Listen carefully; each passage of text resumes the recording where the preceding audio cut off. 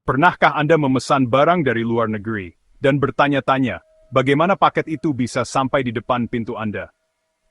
Di balik perjalanan panjang melintasi lautan dan daratan, ada sebuah sistem yang kompleks dan terorganisir dengan sangat baik.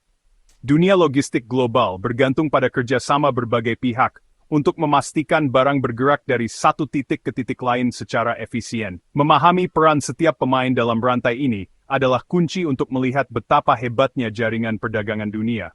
Tanpa mereka, ekonomi global seperti yang kita kenal sekarang tidak akan mungkin berjalan.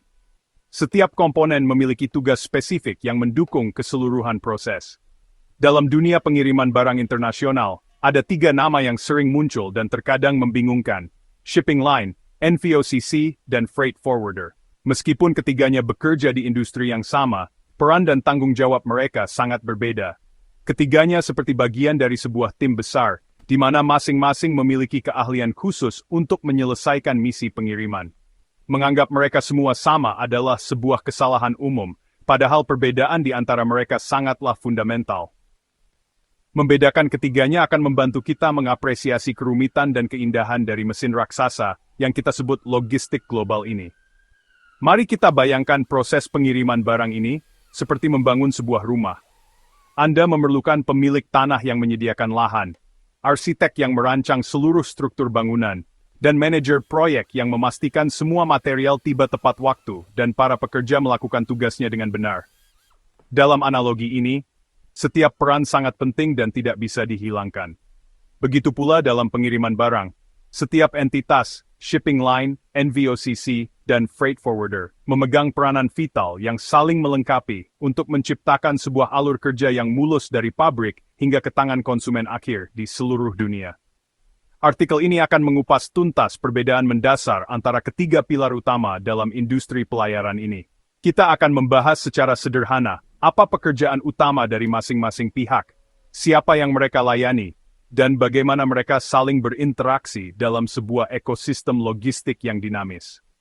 Dengan pemahaman yang jelas, kita tidak akan lagi bingung membedakan siapa yang memiliki kapal, siapa yang mengatur pengiriman, dan siapa yang menjadi perantara. Mari kita mulai perjalanan ini untuk mengungkap misteri di balik layar pengiriman barang internasional, satu persatu.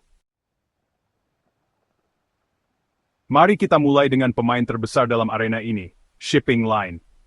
Sederhananya, shipping line adalah perusahaan yang memiliki dan mengoperasikan kapal-kapal kargo raksasa yang Anda lihat berlayar di lautan.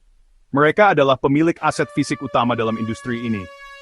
Perusahaan seperti Maersk, MSC, atau CMA CGM adalah contoh nyata dari shipping line.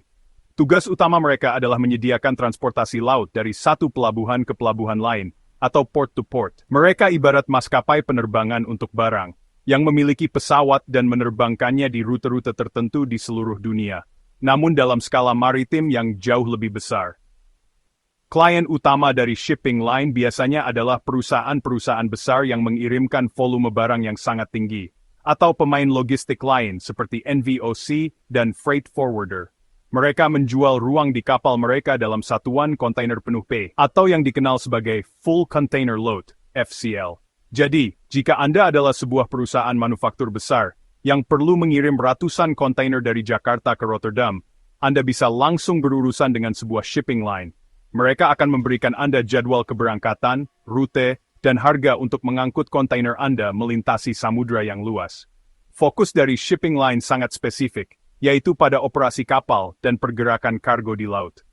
Mereka bertanggung jawab atas pemeliharaan kapal, penjadwalan rute pelayaran, dan memastikan kontainer tiba dengan selamat di pelabuhan tujuan. Namun, tanggung jawab mereka biasanya berakhir begitu kontainer diturunkan dari kapal di pelabuhan. Mereka umumnya tidak mengurus proses pengambilan barang dari pabrik, pengurusan dokumen bea cukai, atau pengantaran barang ke gudang akhir. Inilah batasan peran mereka, yang menciptakan celah bagi pemain lain untuk masuk dan melengkapi layanan. Secara analogi, shipping line adalah seperti perusahaan kereta api barang. Mereka memiliki rel dan gerbong, serta menjalankan kereta sesuai jadwal dari satu stasiun besar ke stasiun besar lainnya. Mereka akan mengangkut gerbong Anda jika Anda menyewanya, tetapi mereka tidak akan datang ke gudang Anda untuk mengambil barang, memuatnya ke gerbong, atau membongkarnya di tujuan akhir, dan mengantarkannya ke alamat penerima. Tugas mereka terfokus pada transportasi massal di jalur utama, yang dalam hal ini adalah lautan luas yang menghubungkan benua-benua di dunia. Sekarang, mari kita beralih ke peran yang lebih fleksibel, yaitu NVOCC, atau Non-Vessel Operating Common Carrier. Namanya sudah menjelaskan banyak hal, mereka bertindak sebagai operator kapal tetapi tidak memiliki satupun kapal. Lalu, apa yang mereka lakukan? NVOCC pada dasarnya menyewa ruang dalam jumlah besar dari berbagai shipping line, lalu menjual kembali ruang tersebut kepada para pengirim barang, atau shipper, dalam porsi yang lebih kecil. Mereka seringkali fokus pada layanan Less Than Container Load, LCL, di mana beberapa pengiriman kecil dari klien yang berbeda digabungkan menjadi satu kontainer penuh. NVOCC menjembatani kesenjangan antara pengirim barang kecil dan shipping line yang besar. Jika Anda hanya ingin mengirim beberapa palet barang dan tidak cukup untuk mengisi satu kontainer penuh, NVOCC adalah solusi Anda. Mereka akan mengambil barang Anda, menggabungkannya dengan barang milik orang lain, dan mengurus pengirimannya sebagai satu unit FCL kepada shipping line. Salah satu ciri khas NVOCC adalah mereka menerbitkan dokumen angkut sendiri yang disebut House Bill of Lading, yang berfungsi sebagai kontrak pengangkutan antara mereka dan klien. Mereka mengambil tanggung jawab sebagai pengangkut atau carrier di mata klien mereka. Selanjutnya adalah freight forwarder, yang bisa kita sebut sebagai arsitek logistik atau manajer proyek pengiriman. Peran mereka adalah yang paling luas dan berorientasi pada layanan pelanggan. Freight forwarder tidak harus memiliki aset fisik seperti kapal atau bahkan ruang kontainer yang disewa. Sebaliknya, mereka adalah ahli dalam mengatur seluruh rantai pasok dari awal hingga akhir, atau door-to-door. Mereka mengkoordinasikan segalanya, mulai dari penjemputan barang di pabrik, pengangkutan darat ke pelabuhan, pemesanan ruang kapal, bisa melalui NVOCC atau langsung ke shipping line, pengurusan bea cukai, hingga pengantaran akhir ke gudang penerima. Klien dari freight forwarder adalah siapa saja yang membutuhkan jasa pengiriman barang, mulai dari individu, usaha kecil, hingga perusahaan multinasional besar. Mereka tidak menjual jasa angkut semata, tetapi solusi logistik yang lengkap.